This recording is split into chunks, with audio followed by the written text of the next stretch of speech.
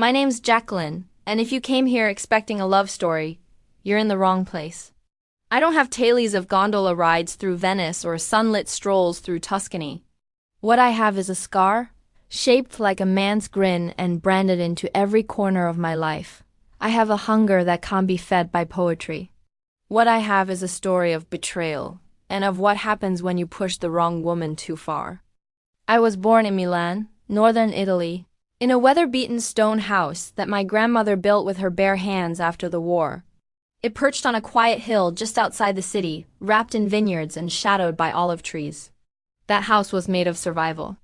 It smelled of lemon soap, burning firewood, and my grandmother's cigars. She smoked them every morning on the balcony while sharpening her kitchen knives. A Sicilian woman through and through. She once told me, "Trust is a blade, Jackie. Keep it sharp and never hand it over without a fight." I never forgot that. Growing up, I was the kind of girl who noticed everything. I watched how men lied with their mouths and women lied with their eyes. I watched who paid with coins and who paid with silence. While other kids played in the street, I sat on the stone steps with a book in one hand and a cigarette in the other, even before I could legally smoke. Life taught me to be quiet, and in that quiet I learned things, ugly things. At 22, I was living in Florence, scraping through my final year of university. I studied art history, and maybe that was the first mistake. Beautiful things make you soft. They make you forget that behind every masterpiece is blood. And behind every marble statue, someone's fingers were ground down to nothing. I worked part-time at a cafe near Piazza della Signoria, living off tips and making just over $700 a month, which vanished into rent and cheap food. I had dreams, sure, but I kept them tied in knots behind my ribs, never let them show. Dreams, like money, are dangerous when someone knows you've got them. That's when I met Antonio Vescari. God help me, he looked like a Roman statue come to life. Blue eyes, charcoal black hair, a voice that made even angry words sound like seduction. He said he was from New York, visiting Italy to trace his family's roots. But working in finance, remote, the buzzword of liars and men with hidden bank accounts. He wore suits that looked hand-stitched, watches that ticked with confidence, and his money flowed freely. Always in dollars. Always folded crisp, like he printed them himself. Antonio had that American charm that makes you think anything's possible. He made me believe I was special, not just pretty, not just smart, but seen. He took me to rooftop dinners and coastal drives, filled my inbox with sweet notes, and made plans. Plans for a future in New York. Plans for galleries and art auctions, for visas, and just sign here, baby. I didn't even notice the hooks as they sank in. He moved fast, all charm, all hands, all stories. By the second month, he had keys to my flat. By the third, he had access to my bank account. It started small, a dinner here, a forgot my card moment there. Then it grew, withdrawals I never made, transfers I couldn't trace. Until one day I woke up, and everything was gone. $8,000, my rent, my emergency fund, my grandmother's gold bracelet, the only piece of her I had left, all vanished. So had Antonio. No call, no note, just silence. Like he'd never existed. I went to the police, but Milan doesn't have time for a broke girl's heartbreak. Probably left the country, the officer said, not even looking up from his computer. These Americans vanish all the time. Maybe next time don't give your heart away so easily. I didn't scream, I didn't cry. I went home, sat on the cold tile floor, and stared at the empty spot where his shoes used to be. Then I did the only thing I knew how to do. I counted. I counted every dollar he stole, every lie he told, every kiss that masked a knife. I wrote it all down, not to remember, but to never forget. And when I finished, I tore the pages out and burned them one by one. Not for closure, for fuel. That was the day Jacqueline died. What rose in her place was something colder, sharper. People say revenge is poison. They say it consumes you. They're right. But I'm not afraid of being consumed, because I'm not just hunting Antonio. I'm dismantling every part of me that once let him in. Every smile I gave too freely, every night I let him hold me like I was safe. He thought I was some soft little artist with dreams and books and trust. What he didn't know is that I was raised by a woman who taught me how to cut. And now, Now I was done being the art. I was becoming the weapon. Revenge isn't fire, not at first. It starts as a cold pressure behind your ribs, slow and silent, like the ocean dragging back before a tsunami. Everyone sees the calm and assumes safety. But I was the tide now, and I was pulling back for one reason, to destroy everything in my path. After Antonio vanished with my money, my bracelet, and my sense of safety, I didn't crumble. I didn't wail. I sat in silence, staring at the black hole he'd left in my life. Then I got up, sold the last things I owned, some old books, my art supplies, and a few framed prints I'd once hoped to hang in my own gallery someday. I pawned the earrings my mother gave me on my graduation day. The total came to just under $900, not enough to live but enough to move. I bought a one-way train ticket to Naples. I chose it not for beauty but for anonymity. Naples was noisy, chaotic, and wild. It swallowed stories and spit out shadows. If Milan was precision, Naples was fury. The perfect place for a woman with no past and nothing left to lose. I found a room above a bakery run by an old widow named Donatella, whose voice sounded like gravel and smoke. She wore pearls even in her nightgown and smoked thin, white cigarettes she rolled herself. She didn't ask for ID or references, just cash and silence. Every man in this world is a liar, except maybe God, she rasped on my first night, lighting a cigarette with the same match she used to burn a bill from her ex-husband's estate. And even he's suspect. I liked her immediately. For the first few weeks I lived low, watched, studied. My hands trembled too often. And I kept the pocket knife I bought in Milan under my pillow. I didn't sleep much. I couldn't. Revenge had a heartbeat now, and it was louder than mine. I knew Antonio hadn't left Italy. You don't vanish that clean unless you've done it before, and he wasn't smart enough to pull it off alone. He needed help. That's when I remembered her, Mara Vascari. His sister. She'd visited once, briefly, during our third month together. I remembered her voice, low and amused, her perfectly straight teeth, her eyes like cold glass. She never liked me. Too working class, too hopeful, too real. She had the kind of elegance only people born into money can afford, and the kind of cruelty that doesn't show unless you know where to look. So I started digging. Naples is full of people who sell information. You just have to know who's thirsty and who's desperate.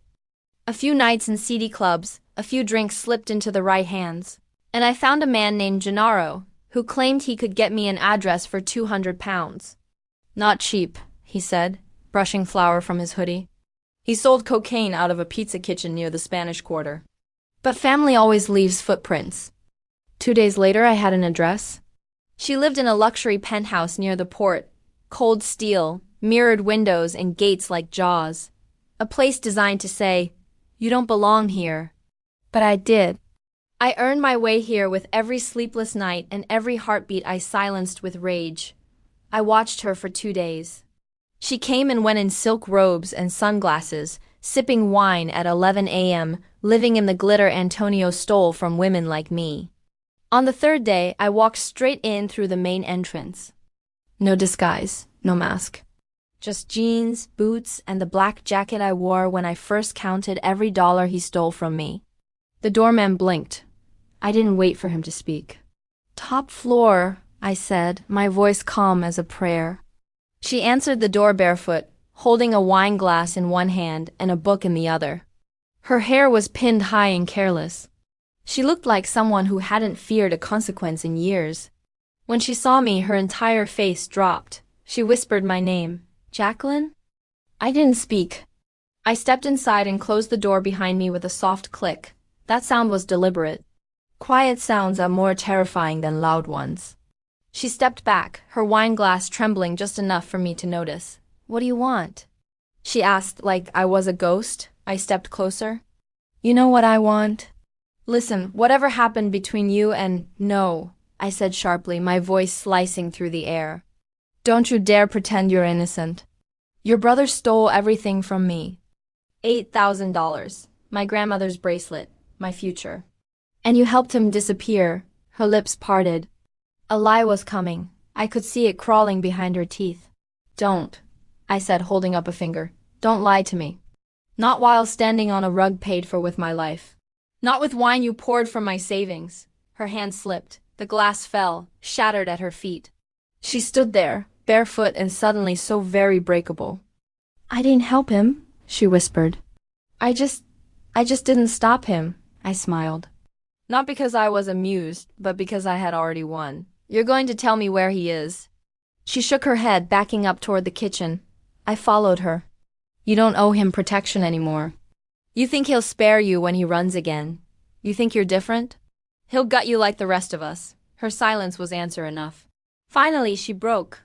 "He's not in America. He never left Italy. He's hiding in Barry, changed his name, bought property. Launders money through a club and some fake consultancy firm. I don't know the address, but I can get it." I took a step back, exhaled once. That was all I needed. I turned and walked toward the door. Before I left, I paused and looked over my shoulder. "Tell him something for me," she blinked. "What?" "Tell him Jacqueline's coming, and I'm not here to talk." Then I was gone. The next morning, I packed up my things. Donatella didn't ask where I was going. She watched me zip my jacket and handed me a paper bag of warm pastries. "Just in case," she said. "Kill him or don't, but don't forget who you are." I nodded. I had a name now. A city. A purpose. Bari was only a few hours away by train, but to me, it was a whole other world. Antonio thought he had outrun me. He had no idea I was just getting started. Because this wasn't heartbreak anymore. This was war. And I wasn't looking for justice. I was looking for blood. Bari was different. Not in weather, not in the buildings or the language, in its bones. The city felt colder than Naples. Not colder in temperature, but in soul. It was the kind of place where the streets whispered secrets in your ear and dared you to survive them. A city that had seen things and agreed, silently, never to speak of them again. Just like me. I arrived just past midnight on a Tuesday. The night train hissed into the station like a beast reluctant to let go of its prey. I stepped onto the platform with one backpack, one burner phone, and the same black jacket I wore the night I left Milan. Inside me, rage had crystallized into something colder, something sharper. I wasn't just angry anymore. I was focused, surgical. I booked a room in a rundown hotel near Bari Vecchia. $45 a night, cash only, no ID required. The woman at the front desk didn't ask for a name. She just handed me a key with a chipped plastic tag and told me the hot water worked most days. That was perfect. I didn't need comfort. I needed proximity to Antonio and to the ghosts I intended to summon around him. For 4 days I dug. Naples had taught me where to look and how to speak. Softly, carefully, with just enough desperation to make people underestimate me. I paid £300 to a man named Ettore, who ran a security firm out of a rusting shipping container at the industrial port. His desk was a plank of wood balanced on beer crates. He never looked me in the eye, only at the photo I handed him. Antonio, laughing on a balcony in Venice. My last image of him before everything turned to ash. Ettore smirked. "Yeah, the American, flashy, doesn't shut up, drives a silver Maserati. Hangs out at a place called Eclisse. People say he owns a piece of it, keeps strange company. You want him followed?" "No," I said. "Just tell me where and when." That night I went to Eclisse. It was exactly the kind of place a fraud would haunt. Mirrors on the ceiling. Velvet drapes, dim lighting meant to hide the blood on expensive shoes. Everyone smelled like desperation and money. Half the men wore watches they couldn't afford. Half the women looked like they were waiting to be disappointed. And me? I walked in like I owned the place. Red lips, black eyeliner, hair pulled tight, jaw tighter. I looked like a woman who had nothing left, because I didn't, and that made me more dangerous than any of them. I saw him within minutes. Antonio, tailored navy suit. Glass of whiskey in one hand, the other draped around a blonde whose dress cost more than my hotel stay. He laughed, that lazy American laugh I once fell for, like he'd never left me shivering in an empty apartment, my bank account drained. My grandmother's bracelet gone, my dignity torn in half. I didn't walk up to him, not yet. I watched him from a booth in the corner, 2 fingers on my wine glass, heart steady. I spent 2 hours memorizing his body language, how he leaned in when he lied, how he touched the waitress's shoulder as if he owned her. How he tipped a waiter with a 50 pounds note like it was napkin lint. That night, I learned everything I needed to know. The next morning I followed him. His routine was clean, predictable. He had grown sloppy with safety, convinced of his invisibility. He drove a silver Maserati. Ettore was right, and lived in a sleek villa just outside the city. All white stone and modern glass. The kind of place designed to reflect sunlight and deflect consequences. I spent the day watching. I saw 3 cameras, 2 guards. One very careless driver who liked to sneak around the side for cigarette breaks, always leaving the back gate unlocked. That night I slipped through that gate like fog. I didn't bring a gun. I brought a blade, the same folding knife I kept under my pillow. And I brought a letter. 5 words. Do you remember Milan, bastard? I found his bedroom. He was sleeping upstairs, shirtless, peaceful, surrounded by imported linens and stolen peace. I didn't wake him. I just placed the letter on his pillow, an inch from his head. Then I left. Not because I couldn't hurt him. Because I wanted him to feel the fear first. The slow build of dread. The realization that safety had left the room and wasn't coming back. Revenge without fear is noise. I didn't want noise. I wanted destruction. The next morning I stood across the street from his villa, holding a cappuccino in a paper cup. A woman on the sidewalk asked me for directions. I didn't answer. At 7:48 a.m., the front door of the villa flew open. Antonio came running out barefoot, his shirt clutched in one hand, the letter in the other. His face was pale, not sick pale, not hungover pale, hunted pale. I smiled behind my coffee lid. He knew. He didn't know how I got inside. He didn't know how much I knew. He didn't know how long I had been watching. But he knew enough, and that was the moment the power shifted. He took everything from me, my money, my security, my sense of control. Now I would take everything from him. Not just his money. Not just his pride, his sleep, his breath, his certainty. I walked away before he could see me. I wanted the dread to bloom in his stomach, to grow roots. I wanted him to ask himself every night, who helped her? Who's with her? Is someone in my house right now? That's how you begin to destroy a man like Antonio. You turn his own illusion of safety into his prison. And me, I wasn't satisfied. I was just getting started. The next few days were the most thrilling of my life. I didn't hide, I didn't run, I stayed. I walked the same streets where Antonio once strutted, like a king in exile, pretending no one could ever touch him. But now he moved differently, not like a predator, but like prey. He stopped going to Eclipse. No more designer suits. No more Maserati parked outside expensive cafes. I saw him once, slinking into a side street coffee shop, who'd pulled over his head, sunglasses on despite the shade. Like a rat, that's how I knew he'd felt it. The pressure. The breath on his neck. The unraveling of everything he'd built on lies. He had enemies, sure, but only one enemy knew him that intimately. Only one enemy knew that scar behind his right ear, the way he clicked his tongue before lying, the way. He always touched your arm to disarm your suspicion, left hand, light pressure, like he was brushing off guilt. He didn't know where I was, but he knew I was close. I didn't want him dead, not yet. That would have been too kind. I wanted him cornered. I wanted him to feel what I felt in Milan, the helplessness, the betrayal, the rage burning too hot to hold. So I started with his car. Not with a bomb or a blade. Just a rusted nail from the alley behind my hotel. I carved a single word across the silver hood of his prized Maserati. Thief. Not loud, not dramatic. Just clear, honest, permanent. It was enough.